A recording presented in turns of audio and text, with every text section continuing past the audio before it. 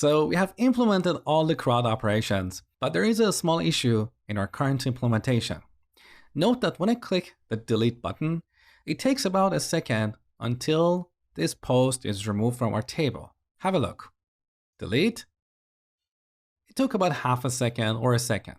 It wasn't immediate. We have the same issue when updating a post or adding a new post. There is a delay until we see the result. And here's the reason. The reason is that in our current implementation, we're always calling the server first, and then we're updating the view or the UI. With this implementation, if an error occurs while calling the server, the rest of this function will not be executed. This is what we call pessimistic update.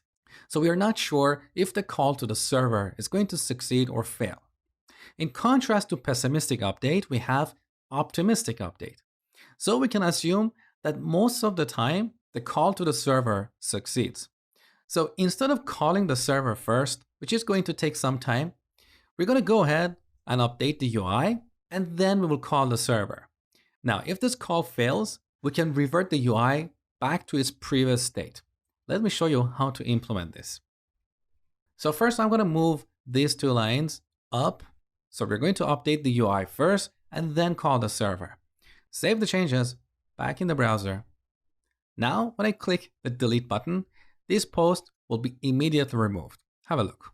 Delete, delete, delete. So even though the call to the server still takes about a second, this implementation gives the user the illusion of a fast application. But we are not done yet. So what happens if something goes wrong? We need to undo the most recent change. In React, this is pretty easy because we never update the state directly, so we can always have a reference to the previous state. So here on the top, I'm going to define a constant, call it original posts, and set it to this.state.posts. Now, if this call to the server fails, we're going to call this.setState and pass our original posts. This will easily revert our UI back to the previous state. So, in order to detect errors, we need to wrap this call with a try-catch block. So try, put this line here, and then catch. In catch, we get an exception or an error, and this is the moment when we display an error to the user and revert the screen. So we can display an alert like something failed while deleting a post.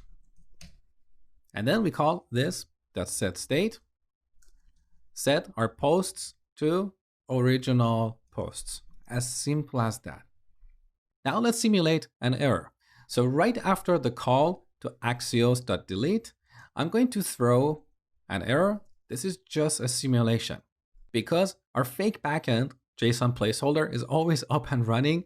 So it's hard to simulate a real error unless I disable my Wi-Fi so there is no internet connection. But I can do that for several reasons. So that's why I'm throwing an error. So let's test the application. Back in the browser. Note that when I click the delete button, this post will immediately disappear. And then after about a second, we're going to see an alert telling us that something failed.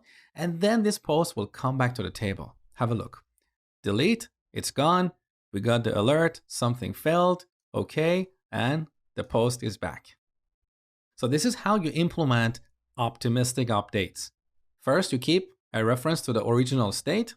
Then you update the UI before calling the server, and then wrap the call to the server in a try-catch block.